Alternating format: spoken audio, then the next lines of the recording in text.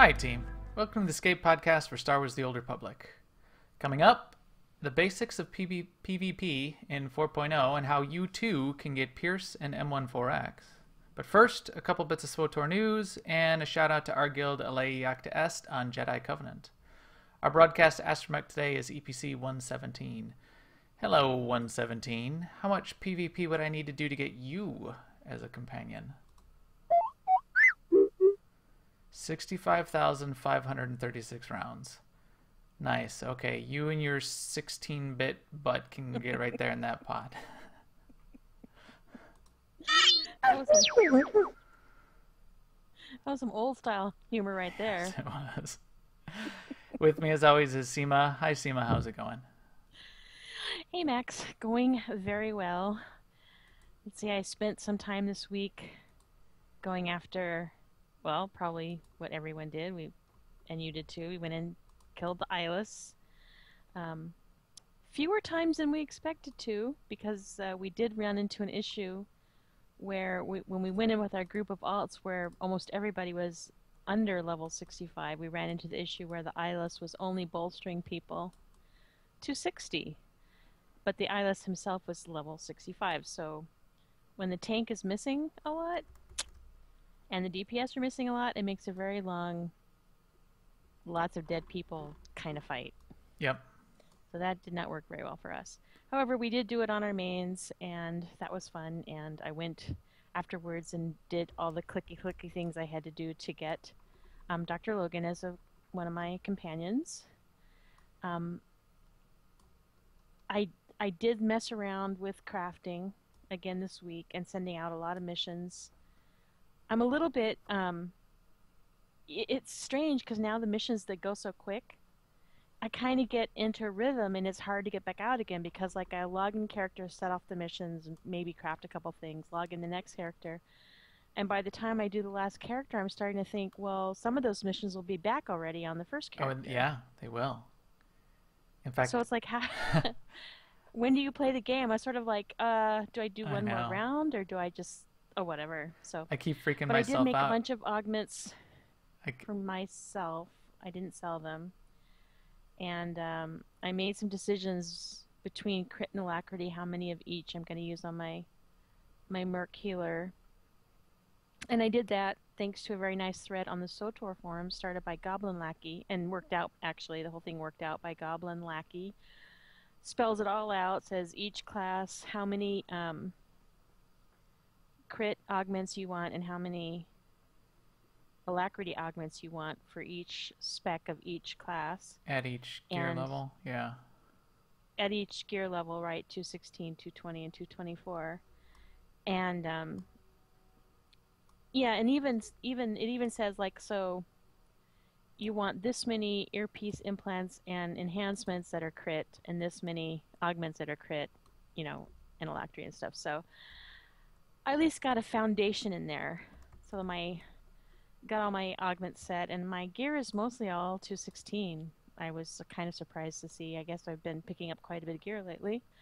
And so at least I don't have any 198 gear left. So anyway, that's kind of what I've been doing. And let's see, we did do some raiding this week, but aside from the Isla stuff, but gosh. Oh yeah, we went into hard mode EV, and that was fun in a nostalgic kind of way. Yeah. I enjoyed it. And why was it fun in a nostalgic kind of way? I don't know. I have nostalgia about Eternity Vault in general because it was my first operation, and I know I've said this I said this on Extra Life when we were raiding in there on Extra Life Day. It was really the first kind of glimpse of this game that I got that made me feel like, you know what, this is a cool game, and I like playing here. I mean, I was kind of entranced by the whole Star Wars thing and the story and everything, but Eternity Vault has kind of sealed the deal for me. I just thought it was such a cool instance. I liked that after you wiped, you rode this speeder, and you saw all these new views of the artwork and the terrain and stuff as you rode back to the boss. And yeah, I liked that the fights were interesting and had interesting mechanics, and yet they weren't they were interesting and challenging to do, but the challenge wasn't to eke every last bit of DPS out and every last bit of healing out like they are in some other games. So it was like getting the dance down right, which I think is the fun part of raiding. Although we So, did not have enough DPS to do that well, no, this time first yeah, fight. yeah, even back in the day we didn't have enough DPS when we started doing hard mode. Right. And I think that's just But because like, when we're starting, we had a couple people who weren't even 65, and we were doing the hard mode in 16 man. But that, I mean, that's you were saying you get that feel. It did feel like when it used to be hard back at the start. It sort of did have that feel. In fact, we did a few tries. We realized we were probably low, and we had people that were ungeared and underleveled, and so we went back out and did it on story mode. But it was like Eternity Vault was at the start. Yeah, Sunday night. Yeah. But on our regular raid night, we had no trouble really with the hard mode. Oh yeah. Oh, I wasn't there that night. That's true. I didn't. Right. That's right. So, you guys went through it and Yes. cleared it out. Yes. Yes, we had a good time. Excellent. All right. So anyway, I mean that was kind of my week, and then I guess your week was similar but different since you weren't there for hard mode EV on raid night. But yeah, how'd your week go? Yeah, same. So I've got Loken. That was fun. I mean, it was fine. I guess I was gonna say that was fun. Well, I mean, it wasn't not fun, but it was it was fine. It was cool to get another companion and have something different, have a different objective. I sort of like that. In fact, one of the ideas I had was there should be some companions. I wouldn't mind if there were some companions that were really hard to get, really, really hard to get. Like it would take a year. You had to do like, you know, every operation in hard mode, or you had to do every event there was, and you had to kill every uh, bounty boss again, or just some Right. hard things Yeah. and a long journey. I like that, especially this long journey aspect of it. I could get into that. But so yeah, I got Loken. I also got Pierce, and we'll talk a little bit about how to get Pierce tonight. I did finish off Pierce this week. I got my Vanguard, not completely through the story, but up to 65. I threw enough of the story just to get it to 65 in the story. And I wanted to do that. I switched my Vanguard back to DPS just earlier today, and started playing tactics on my Vanguard. And that's fun. That is fun. I've been tanking so much with the Power Tech and Vanguard just because we always tend to need an off tank for a lot of our operation stuff. I may try to go a little bit more DPS with that Power Tech and Vanguard. With the Gap Closer, that seems like it is a big boost to playing that class as DPS. So that was fun. I did PvP enough on my Merc to get Pierce, as I said, but I'm going to be shifting back to my Sork, which is the character you see here, because although I did okay with the Merc in PvP, and the new ability, especially the Rocket Out, where you jet backwards, I did end up finding that quite useful. I'm still more fond of playing the Sork in PvP, so I'm gonna get back to my DPS Sork as my PvP character. But yeah, that Rocket Out ability did significantly increase my survivability in PvP, much more than I had expected. I would, especially with the way you position yourself in relation to your own team and the other team, I was getting a lot of situations where I would be able to rocket out enough to an advantageous enough position that the Marauder that was pounding on me would peel off and not bother to pursue. So cool. Yeah. And I think that's about it. There's just a lot to do. Still a lot to do. I have not completed the story Yes. on more than one character yet. And I'm surprised. No, I haven't either. And I've been doing a lot. I'm in every day.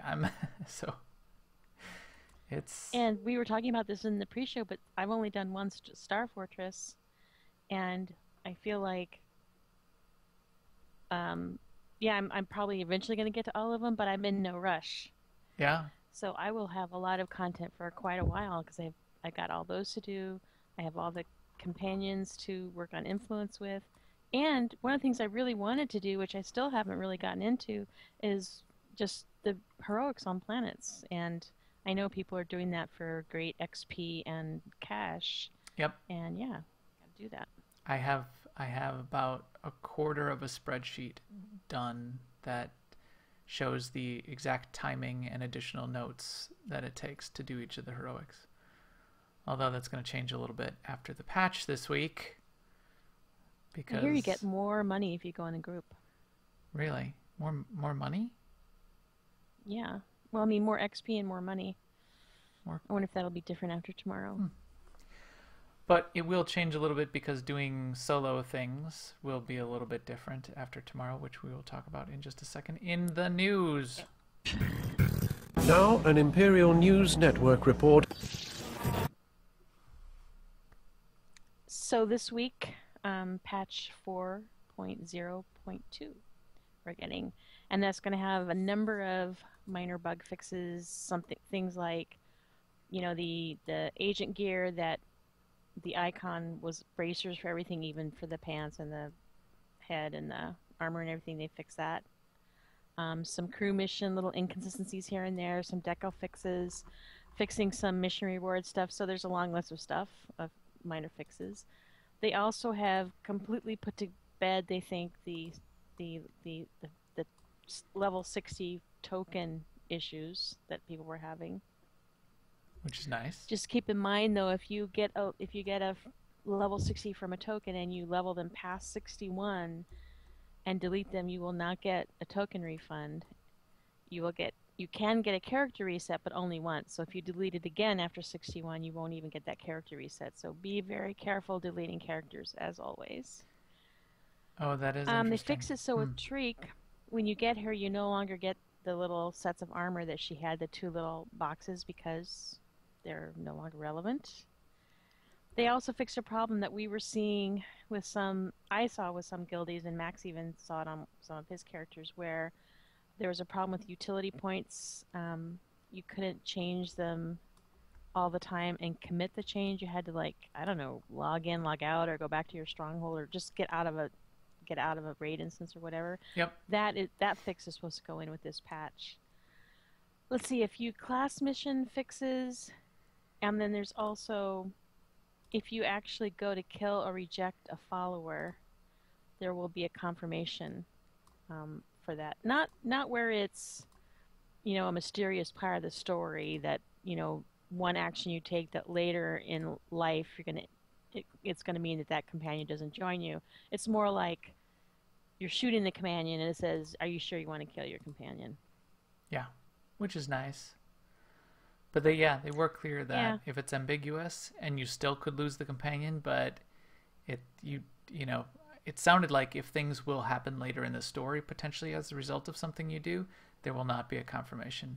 And some of that might be. I actually did reject a follower without even realizing it until I got the achievement for rejecting. Really? Yes. What did you reject?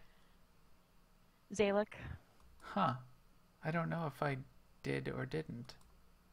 I guess I did. I don't remember seeing an achievement, so maybe I did not reject him.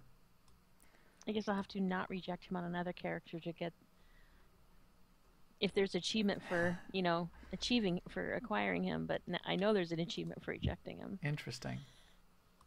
What's the achievement? You hate Boneface Dude? I don't even hate him. I disagreed with him on something, and I didn't realize the depth to our disagreement. He's like, "Okay then, screw you. I'm not joining." I'm like, "Oh, screw you guys. Oh wait, Zayla, come back." Wait, buddy, friend, don't leave. Don't go away angry. Just go away. All right. Yeah. So also as part of that patch, they will be nerfing companions. Yes. There's quite a write-up in the forums. There was some description. The healing in particular is going to be nerfed in companions starting tomorrow morning as part of this update.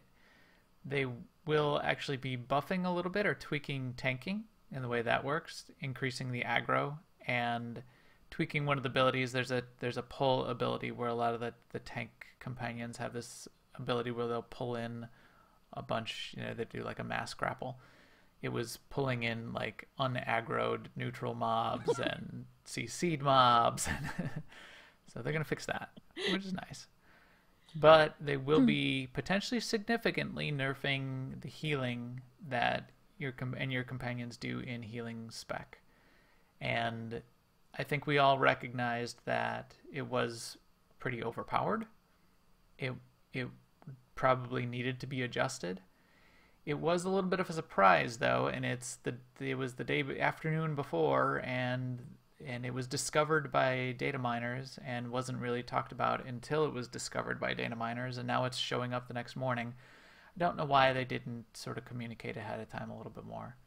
As a result of them communicating, or the lack of communication in that way, there are quite a few threads. Of course, it seems like thousands of players are claiming that they're now quitting SWTOR because of it. You will find that. You say, that everybody knew it. I didn't know it because, I don't use healing companions. I put them on DPS. Oh, that they were overpowered? Yeah, and so I just never had any thought about it. And then the fact that they're pulling back some of the healing and then augmenting the tanking a little bit, maybe what they wanted people to do is, instead of just always have their companion on healer, that make a choice sometimes, like maybe in this instance you'd rather them tank, or this instance you'd rather them heal, instead of just sticking them on heal and it's so overpowered that you just never make another decision again. Yeah, that could certainly be part of it. I think it was also clear that especially at very high influence ranks, the healing companions were trivializing some content, and they wanted to back that up a little bit. And in fact, to the point where, and this is anecdotal, but it repeated enough times that I believe it happened, many times, that real player healers were getting kicked from 4-man, like flashpoint groups in favor of companion healers. They were getting asked to leave or kicked out. You don't want that. So, but I guess to your point that it was kind of sudden, because the last thing I remember, even on the topic, is them saying how they want the content to be fairly easy, so that a casual player doesn't get to a point and then find they can't continue and get frustrated. So when I see the companions being super good, I just think, oh, well, that's an aspect of that philosophy. I didn't think about that it was maybe more than they intended, but yeah, I think that's what most people were worried about sort it until I actually experience it. Yeah, I think that's what most people were assuming or hoping or figuring that was part of the deal. But the fact that it was trivializing group content, I think, yeah, that's not good. Content that was intended to be for groups. For example, I soloed most of the Star Fortresses with a healing companion, and it was not very difficult. I think that's not really intended for at least for it to not be not difficult. Maybe it should still be possible, but maybe should have to work at it a little bit. Which I don't know. I assume that 2-man heroics. I would always assume that I could solo those, so that would not make me raise an eyebrow. Any 2-man planetary heroic, I would think, but if there's a solo version of an instance and a heroic version of an instance, a 2+ heroic, then why is there even a solo mode? So I think it was intended that there's a group version and a solo version. I thought the solo version was for a player who doesn't necessarily have raid gear, and I would think that the 2+ heroic would be for 4, 2 players and 2 companions, and tuned for that, whereas the solo would be for 1 player and 1 companion. No, because if you took 2 players, then I'm pretty sure you wouldn't be able to have your companions, would you? Yeah, because you can go up to 4 players. Okay. So there's that, and you can look up the discussion in the official forums and on Reddit and see some of the arguments either way. it remains to be seen exactly how much they're going to be nerfed, and we'll find that out tomorrow. But I'm okay with it being tuned a little bit. I'm not all that okay with the way it was communicated, and hopefully they'll tune that up in the future too. Yeah. What else?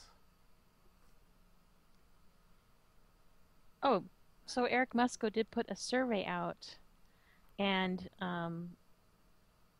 which people responded to, gave some feedback to, and it was all about subscriber rewards. And I think it was about what, because I wasn't able to look at it. It's closed already, or at least I couldn't figure out how to get there. But I think from reading the comments about it, it was about subscriber rewards going forward, what you might like to see, or feedback about the ones leading up to Kotvi. Yeah. But yeah. Yeah, there was some good brainstorming in the threads that I liked. Yeah. Yeah, me too. Did you have any ideas of yours? I didn't. I got in too late to take the survey as well. But did you have any brainstorms of what you would want to see? Well, a lot of people commented that subscriber rewards should be something unique, or something that's not just a recolor of something that's, that you can easily acquire in the game, which, I don't know, that's kind of, yeah, I agree. That would be nice. Some people said that they would like to see, game time, or, packs or something that people want, instead of something that BioWare has dreamed up and says we should. Like, for instance, the Nico Okar stuff, the blasters and the duster, those are cool, but you don't need them on every character, because if you use them, you're probably going to use them on one character. Although I would like to give them on every character is not added value. Yeah, but why didn't we get his hat? So I yeah, the duster's okay. The guns are good. I wanted the hat, and then I started dressing up one of my characters with it, and I realized that we didn't get the hat. That's disappointing. Yeah, no. Yeah, well, yeah, I mean, a complaint about the duster is it already exists in the game. This is just a not even a very, big change in color. Right. It's very similar color. Yep. But yeah. So anyway, those are the kind of rewards I would look forward to, and yeah. Yeah, there were some good ideas in there. I'd encourage people to check it out and think on your own, and we'll see what they do. If they do add things to some subscriber rewards, that sounds nice to me. How about I want like an Eric Musco pet. A little Eric Musco running around. That looks like the rat ghouls with his arms out like that, with the "come at me, bro" like stance. Ready for anything. I'm Eric Musco. Yeah, that sounds good. How about in community news? You saw something this week, right, Seema? Okay, so with all the number of companions, and with all the changes to crafting and everything, I've been trying to get my mind for the last couple of weeks around what I want to do influence-wise with my companions, and where I want to spend time and money bringing up their influence. And I've been using the spreadsheets that are on Dolphy's site to see what gifts affect who, but I wanted to give a shout out to Tor Community, who's put in their database a really nice tool. Well, I mean, the whole database is structured this way, but you can very easily go to a specific character and see what the effect is of different gifts. Similar to how we used to use Torhead. I know a lot of people never used, they didn't use Torhead for anything else, but they kept going back to it for the companion info because it was just so dang easy. And this is similar to that. You go to Tor Community, you go database, companions, and you can type in your companion's name, or you can look at a whole group of companions, and then you can click on a tab that's called Gift Reactions, and then you know exactly which gifts that companion, likes, loves, favorites, or whatever. Very nice. Or you can just Google Tor Community and the character name. That worked for me on a number. Just Google Tor Community Lana, and it might go right to Lana's page, and then you can go to the Gift Reactions tab. But I mean, it's a cool site in many other ways, but that was just one way that I used it repeatedly this week. Excellent. Yeah, that does sound good. They've got a lot of nice things on that site lately, so that's pretty cool. Also want to give a shout out to our guild members. And we've got a lot of them that are doing a lot with our pickup off nights. It was fun to get 16 people on a random night and get them in there. We had that fun 16-man Eternity Vault run. That was pretty cool. To everyone not in AIE, our guild is always looking for new members on Jedi Covenant. The larger Alea Iacta Est guild is a large, family-friendly, gaming community with a pretty solid guild in Star Wars on both the Republic and Imperial sides on Jedi Covenant. Certainly, if you're interested, come join us. You can hang out in our Tuesday mandatory fun nights or check in with one of our ops teams. Our guild information is on aie-guild.org, or you can catch any of our officers in game by doing a /cjoin AIELFO. And also, thank you to the chat room. I will catch up with all of you after the show. It's really fun having you guys out there. But with that, I think we can talk about our topic for the week, which is PvP. And that is the sound that you will hear often if you are going to try to go after Pierce or M1-4X. So there are two... That's it. That's the sound when you start it, when you join a war zone, when you start a war zone. When you're queued up for it and it's ready to pop. So Sweet. There are two companions or contacts that show up in your alerts after you hit Chapter 9 and you talk to your various commanders in your base. If you're on the Imperial side, it's Pierce. If you're on the Republic side, it's M1-4X. And in order to get either of these companions for your appropriate side, you need to drive up their affection to 10,000, and the way you do that is by playing PvP matches. You need to hit 20 PvP matches, and wins count as 2. So it's relatively straightforward. You just need to get in there, get into some war zones, and knock them down. Either win 10 or play a maximum of 20, and then you can go back and they join you. With that in mind, there's nothing that says you have to play all 20 on one day or 1 week or whenever. Just you can do them as you feel like it. Absolutely. In fact, there are PvP dailies and weeklies that I'll talk about where if you're trying to get into PvP and try it out, you will want to be doing the dailies and the weeklies to be getting some extra commendations to build up your gear. And I'll talk about that in just a second. But I didn't do it all even in 1 week. I did about 10 1 week and 10 the next week. No, I think I actually did it over the course of 3 weeks because I did not do much PvP the middle week because Conquest didn't have any. I hit my Conquest target off the crafting. That's what it was. Didn't have to go into PvP at all for Conquest, so I didn't bother. But that's another reason you may be doing PvP is a lot of the weeks either have bonuses or just Conquest points related to PvP. So let's break it down a little bit. If you're going to get into PvP and you're going to try it out, you may want to take a look at what are some of the basics that are going to help you out and get you into PvP and make it a little easier on you. And so I'll go through some of these basic concepts of starting out in PvP, especially after 4.0, because things are a little bit different. And then once you're into it, you can get into, there's some great guides out there. There's a lot of discussion. There's a whole forum of its own in the official forums for PvP where you can get more information. There are 2 good threads just to kick it off in the official forums they're both titled to part 1 and part 2 of how to become a contender in the PvP forums and the official forums. There's some good basic information in both of those and some references to some more detailed information about what you're going to want to understand about PvP when you get into it. But one of the core things, one of the starter things that you're going to need to think about is gear. And that's because PvP gear is different than PvE gear. There's a key stat that's added to PvP gear called expertise, which matters. It matters a lot in PvP. Now, they have done a nice thing. In unranked PvP, anyone who goes into unranked PvP, there is a bolster, which will take your PvE gear and add expertise to it. Now, there, I'll talk about that bolster in just a second, because it will not, unless you have the exact right PvE gear, you won't get the full effects of the bolster. So the expertise is the stat that gets added to all of your PvP gear, and it's a multiplier into your damage reduction, if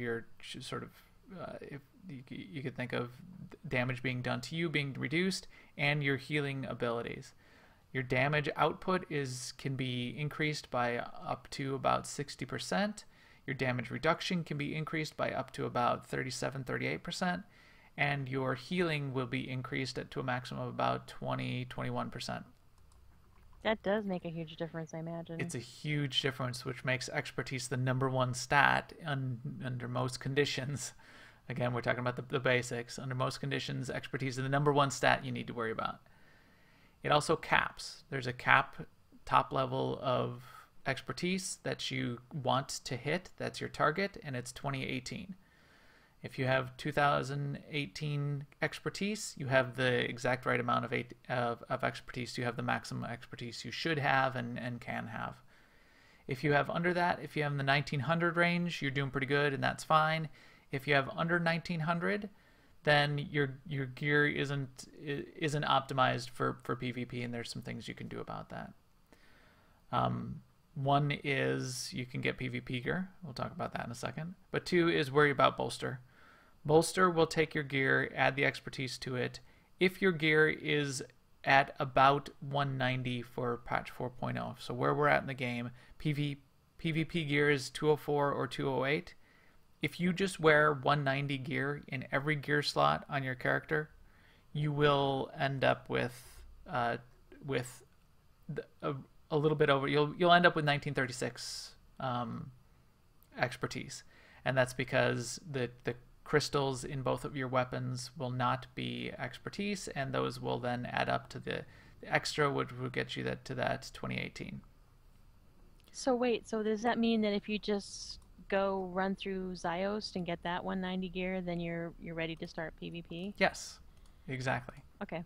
You are absolutely ready to start PvP. It is close to, although not, it's almost as good as getting all the Warzone comms and getting a complete set of 204 unranked PvP gear. Almost. Good enough. You won't notice that much of a difference. And then from there, you can start building up enough Warzone comms to be buying the PvP pieces. And then the way that works is every time you win a match, every time you complete a daily, every time you complete a weekly, you're getting Warzone comms. There's only one type of comm these days. That's just the straight up Warzone comm. And with it, you can buy regular PvP gear pieces or ranked PvP pieces, which are 208. Both of them have the exact same amount of expertise, but the 208 has slightly better other stats on it. But you need to turn in the 204 piece to get the 208 piece. So you sort of need to build up your 204 set anyway along the way. Then you'll start upgrading pieces to 208. But yeah, get that 190 gear, get in there, and you will be fine. You'll be gaining Warzone comms, and then you can be adding additional pieces. The other bonus you'll get by going to actual PvP gear is you'll get the PvP set bonuses, which are tuned to PvP abilities and the kind of things you'll want to worry about in PvP, like avoiding stuns or increasing your ability to affect other players in the way you'll want to with the kind of abilities that you'll be dealing with most often. So you'll want that over time as well. And then augments you don't really need to worry about. You'll want to augment your gear as you would mostly for your main spec, the way you'd expect to augment it. But that doesn't affect bolster in the same way. Oh, really? Why not? Oh, I see, because it's just stats. Yep. So those are just not really gear stat rating. affecting. Right. Yeah. So that's the gear. Get your gear. Start getting some set pieces. If you start exceeding beyond that, getting either your 2-piece or 4-piece set bonus is a good idea. Then picking up your relics is probably your next most important. Then finishing off your set bonuses. Then picking up your implants and your earpiece, and then filling in with that last piece that you didn't get any set bonuses on. That's sort of the order. You can see that in some of the guides, but again, you're sort of getting beyond. You won't get to that by the end of, if you're just doing the 20 to get Pierce or 4X. The other things you can do with Warzone accommodations is doing just the dailies and weeklies will get you some of the med packs and adrenals, and they're the Warzone med packs and adrenals, which are very good for PvP. Only usable in the war zones, but definitely worth it. And those Warzone comms are also useful for a couple other things. If you look at some of the vendors on the fleet, especially in the decorations area, there's some cool PvP related decos that you might want to check out.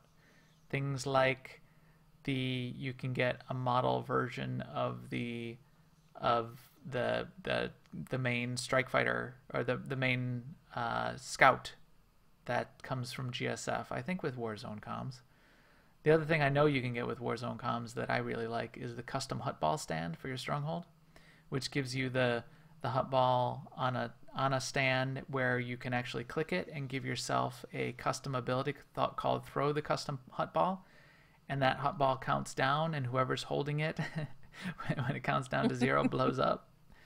That is cool. Don't do what I did, though. You can only actually unlock one of those for your legacy. I bought 2 because I wanted them in every stronghold. And that doesn't work, apparently. I don't know why they only let you have 1, but you can only have 1. Probably because if you put 2 in a single stronghold, they would interfere with each other when you tried to play with them. So get some Warzone comms, spend them on either fun stuff or spend them on your PvP set if you think you might be doing more over time. So now you've gotten a PvP set, you've gotten either the 190, you're ready to jump in. Now you need to think of a couple of the next things.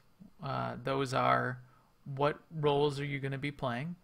And mostly it's DPS and healing. There is a place for tanking. Mostly it's tanking, either tank hybrid in a DPS spec and use some of your tank abilities, or in a special cases you can go in as a tank as well. And I'll talk about what you might do there. Most of the time, though, people are going in as DPS or healing. Healing is a very valuable skill to have in PvP. So when you're going to be in PvPing with a group, especially ranked teams, they will always have a healer as part of their 4-person team. If you have 8v8 and you have a couple good healers, or even one awesome healer on your team, that can make all the difference, and you can certainly win. If you're going in solo queue as a healer and you do not have other players that are sort of helping you out, it will be difficult for you, especially starting out, because the other players on the other team are going to be targeting you a lot. What you'll really want to be focused on in that case is keeping yourself alive and understanding all of your defensive abilities and cooldowns. If you're a Sorc, you're going to know when to pop your bubble, your immunity bubble, your what is it called? It's called the force barrier at the right time. Right. You're going to need to be force speeding out of situations, doing a lot of self-healing and that kind of thing. If you're an operative, you're going to be stealthing at the appropriate times. If you're a merc healer, you're going to be dying at the appropriate times. No. Yeah. No, you got your little rocket out now and other things. Merc healer is actually very, very good in PvP too, but I think operative healers are quite effective, and Sorc healers are quite good as well. I did some healing as a merc healer for quite a while, and it was difficult enough that I ended up just going back and becoming a DPS on my merc when I was PvPing on my merc. With my Sorc, I had DPS as my Sorc. But healing is invaluable. If you get to the end of the match, you will notice when you have the chance to vote for MVP, which doesn't do too much for you, but is a nice little shout out. It gets you a couple extra Warzone comms. You'll know, or a couple extra. Yeah, I guess. You're getting a couple extra bonuses at the end. You'll notice the healers get the most MVP votes on a regular basis. If you are in there as a tank, there are a couple of abilities that work a little differently that you're going to want to pay attention to. If you're either as a tank spec or as a DPS that has tanking abilities, like taunts in particular, the taunts work slightly differently and are very valuable in PvP, and that's something you want to pay attention to. The way taunts and guarding works is guard actually will give a damage reduction to the player you're guarding, and taunts will give a debuff to the player or players that you taunt that will reduce the damage output that they're doing unless they do their damage to you. So in that case, what will be happening will be you will be on a team, you will have your healer, you will be the tank, it will be your job to protect your healer and do damage to the rest of the players and be killing other players. But your taunts will be a key component of doing that. So you'll put guard on your healer, and you'll be taunting as much as you can the players that are attacking your healer to reduce their damage output and have damage reduction on your healer. Then you'll be using your other abilities like your pulls and your knockbacks and those kinds of things to harass and peel off any of the enemy players that are attacking your healer. So that's what you do as a tank. As DPS, you stay alive and you kill everybody else and you pew pew, and that's what I do as a DPS. I am DPS on my Sork, and I also end up doing quite a bit of off healing as a Sork. I do a lot of healing of myself, but also heal other players. When I'm leaving the war zone entrance and we're jumping in, I'll be dropping my shield on everyone possible. You'll notice at the end of the war zone, again on the scoreboard, you get extra medals for DPS done, healing done, protection, which is all the taunting that a tank is doing, and objectives. So that's what I'll talk about next, is objectives. But if you're playing your role properly and you're doing the extra things, you'll be getting extra medals, which are valuable to you, and that is sort of helping out your team overall. Game types. So what are the two types, the major types of games that you'll be into when you queue up? You'll either be in a 4v4 arena style match. We have 4 people on your team, 4 people on an enemy team, which could be Imperial or Republic, and you'll just be going at it deathmatch 4v4. The objective there is to keep your team alive as best you can and kill the enemy team as best you can. Stealthing, stuns, CCs, knockbacks, peeling off your healer, keeping your healer alive, self-heals, cross-healing, all of that kind of stuff. You'll see a lot of that going on. It's keeping yourself alive and doing the damage output is very important in 4v4. And also communicating between your team members and picking out which player on the other team that you're going to be focusing, usually the healer, until they shield themselves or stealth, and then you switch to someone else, then you switch back once they're vulnerable again. But you'll be targeting a player and focus fire to burst down a player on that other 4-person team, because once you take out one of the 4 and it's 4v3, you have a much better chance of really wiping it up then and winning. So that's relatively straightforward. Keep yourself alive. You need to be using all of your abilities to do that. The other type is the 8v8 objective-based Warzone maps. And these are something you should take a quick look at. You look at a guide or look at some of the videos to get a quick look at what they are and what the objective is before you go in. And these are Void Star, Hutball, Ancient Hypergate, Civil War, and Novare Coast. I'll do a quick 2-second run through, but again, you take a look, it'll be interesting to you. Void Star is an attack defend where there are a series of doors that the attacking team is trying to get through to get to the core within a time limit, and the defending team is trying to keep them off of those doors. There's an objective in the middle of each door where the attacking team is trying to, over a long cast time, plant a bomb, and the defending team just needs to interrupt that cast to prevent them from planting the bomb. Well, when you kill a defender, they also then go back to their spawn point behind a barrier, which doesn't come down, for some period of time. That kicks them out of the match for a little while. So you can imagine, if you're the attacking team, you want to kill a bunch of the defending players, get them back to their spawn point, CC any other extraneous players that might be around, and plant the bomb, and then you get through that door. And then you get through the next one, and the next one, then you get to the core, the last one, and you know, knock down the core, and you're Bob's your uncle. If you're a defending team, you're trying to prevent that. You're also communicating back and forth because there's doors on each side, and you're telling your other team members, hey, you know, the east door or the west door, we need help over here. I just died. Keep an eye on your chat window. Keep and do those shout outs and communicate, and you'll be a big help to your team, even if you aren't the best PvPer. Hutball. Hutball is a really fun game type. Hutball is awesome. The one change in 4.0 that everyone should be aware of is the Hutball is no longer an ability that's in your ability list. So it used to show up in your general abilities. You used to have throw the Hutball. I have in my list here throw the custom Hutball. That still exists, but that's the fun toy one in your stronghold as decoration. Right. But now what happens is when you get the Hutball, you get one of those dynamic action bars that shows up, and that Hutball ability is on that dynamic action bar.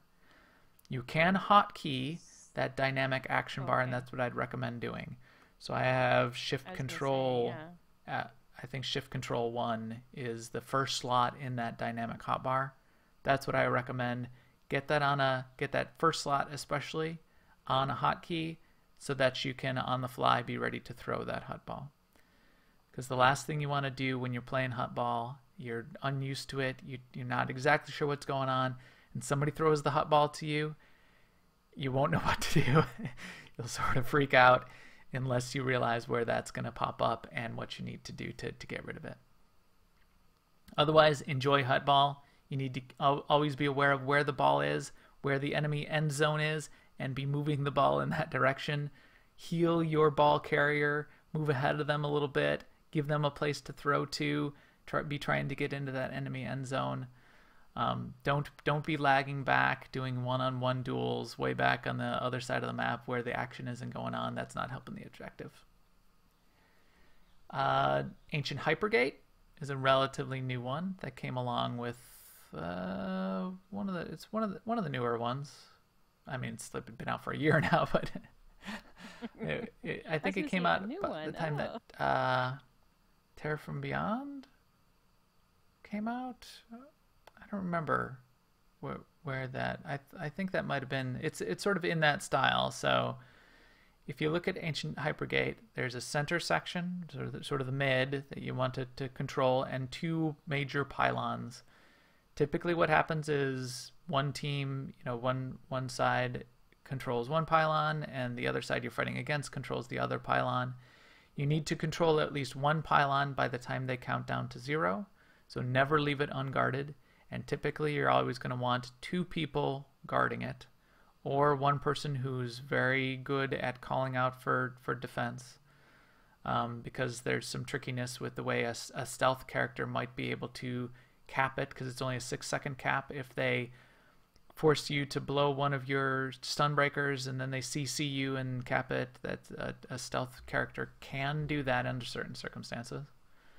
So you need that capped. And then in that match, as long as you have one capped, then killing other team members or going to the center and getting the orbs out of the center is the objective. Do not be attacking the other pylon unless you're sure you can cap 2, because you'll be feeding kills to the other team. Keeping yourself alive is valuable because you're not giving points to the other team. That's sort of what you want to be doing in this. When the countdown gets to 0 on the pylon explodes and everyone needs to run to the center as that counts down to 0. Otherwise, the big blast wave comes out and kills you. If it kills you, you go back to the respawn point and jump back down, and that will happen about 3 times during the match. But just be aware that that's what's happening when the pylons explode. And when that happens, when you get killed in war zones and stuff, it doesn't damage your armor, right? Not at all. So, and in open world, if you're killed via PvP, you do not get any damage to your armor. But certainly not in a war zone. Enjoy the nap. Yes. So enjoy the break. Most of these, as you die, there's a wait time. There's a barrier that's up that, you know, it sort of goes down once every 30 seconds. It goes down for 5 seconds type of thing.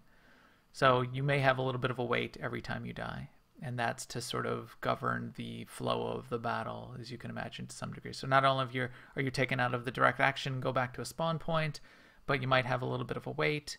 If a good team bursts down your whole team and you're all behind a gate for 20 seconds, that gives them the chance to cap an objective. So that's what that's for.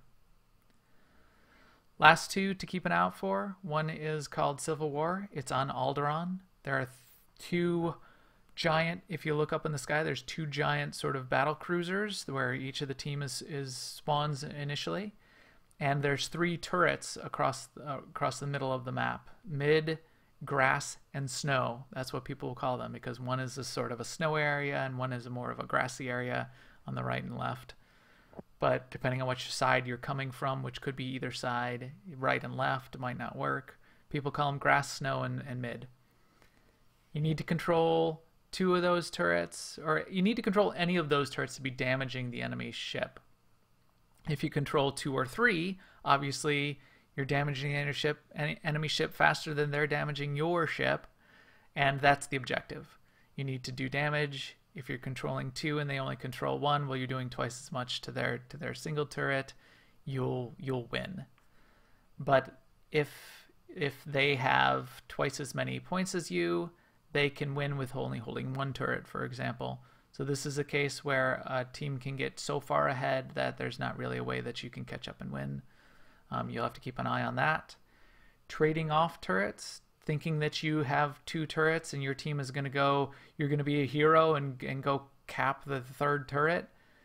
That's not a great strategy, just so you know. Defending when you have 2 is the key. And the last one is Novari Coast, which again is sort of a 3 turret strategy. But in this one, you need to control at least 2 to be doing any damage counting down from 100 to 1. But if you do not control 2, if you only control 1, say you control, you know, the other team controls 2 and you control 1, your 1 is not going to be doing any damage at all to the other side. So this is the case where, unlike Civil War, unlike the one on Alderaan, you can get down, you know, the other team could be at 100 and your team could get down to like 2 or 1 left, you know, one second away from death. And if you cap two control points and hold them the rest of the match, you win. So this one, you're never out of the game. So keep that in mind. Again, defending 2 rather than trying to go for 3 is a better strategy. Getting 3 never works unless you are a team of 8 on, you know, 8 elite PV players all in ranked gear against, you know, against a pug group. You will not cap 3. Don't try it. All right, deep breath. So that was a lot I wanted to touch on and get through. We went a little bit over time. Seema, any questions? Let me ask you, how did you, you know, how did you learn the various games? Do you just jump in and learn? I know you suggest, you know, checking out YouTube and figuring out the objectives of the game first, but how did you do it? Yes. So the first time I always, as each new match came out, so like say Novari Coast came out, I did look at a video and a guide even before the first time I ever jumped in. I always want to know some of the basics. I don't like getting in there and not knowing at all. Plus, then I'll get some idea of sort of what some of the strategy is and what some of the tactics might be to sort of control the field and the flow of the battle just a little bit. But one quick video, just go to YouTube and search it out. Search out Novari Coast, search out Civil War or SWTOR. You'll get one quick view. You'll get a look at it. You'll be good.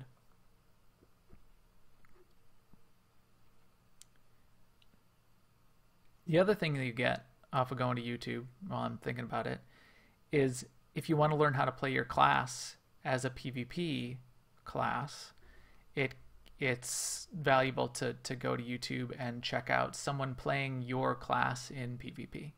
Because they'll use a whole bunch of, if you've never PvP'd with, you know, say I play with my Sork in PvE.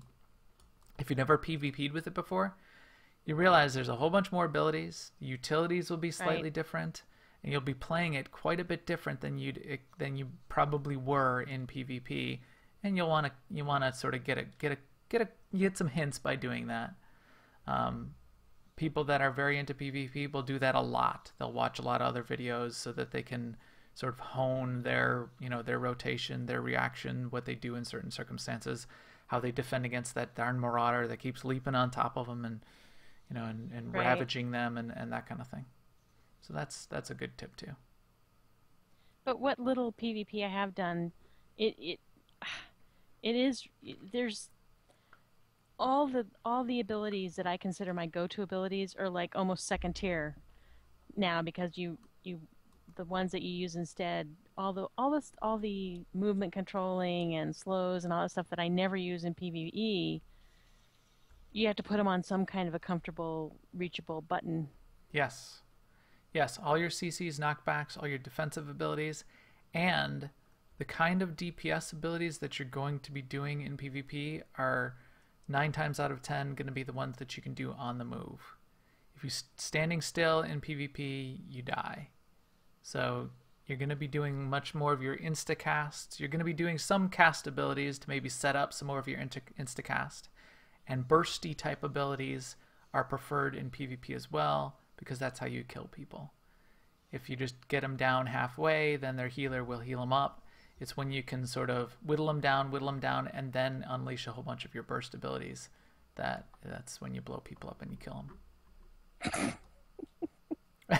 Is this terminology offensive? No, it's the relish. The relish for killing people. Oh yeah, you gotta blow them up. We've been talking for quite a while. About time to wrap up. Any other final questions? Seema, you gonna PvP and get Pearson 4X there? Maybe. Maybe. Like I say, I feel like there's such an array out there to do, like we were talking about before the show. It's like I don't even know why I want to do some of these things. So I can't prioritize. So I have to Yep.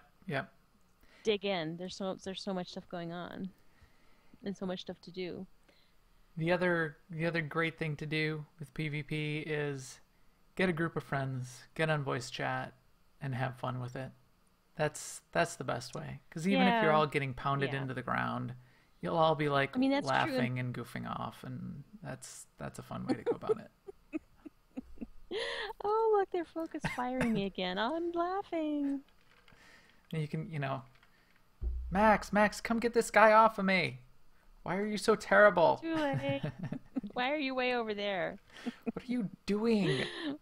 What is this peel you speak of? I never see you doing that.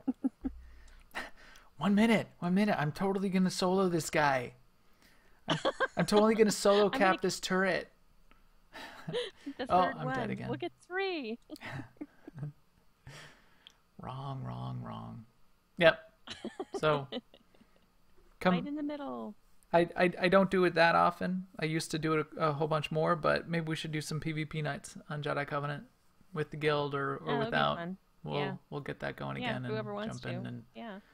do some. I've done some basics. I wouldn't say I'm an expert. I don't do ranked at all recently. There are certainly experts out there, but if you want to learn some of the basics, I'm happy to do some dueling outside. We can goof off some, and we can take people in groups and go into some war zones and have fun. The other thing is my main is a Merc, right? And I know you said they're good in PvP healing, but I've heard they're at a pretty good disadvantage in PvP. More than the other two, yes, they are. Yeah. So bring your Sork. Sorks are good. Yeah, I might. Yeah. I might, yeah. I've been getting her some gear after that. When I realized on Sunday how low her gear actually is, I'm working on getting her some gear. And then I do have an operative who's like level 59.9 or 64.9 or something. I don't know, almost done leveling. I do miss the whole hot style of healing. Yep. Yeah. It's fun. Sorks are fun, so I recommend it. But I think with that, we should probably wrap up. We've gone long again, but it's fun. So EPC 117. It's all my fault. I was just talking way too much. Yeah. EPC 117 here. Not have 16 bits worth of PvP matches done for him. Is going to have to blast off in this escape pod. So thanks to all of you for joining us on newoverlords.com or iTunes or YouTube or live on Twitch. We will stream again next Monday night on twitch.tv/newoverlords around 10:30 p.m. Central. Please follow us on Twitter at MaxTheGray and at AIESEMA, or come find us on Jedi Covenant and ask us for an AIE Guild invite. We would be happy to have you. And we will talk to you soon. Later, guys.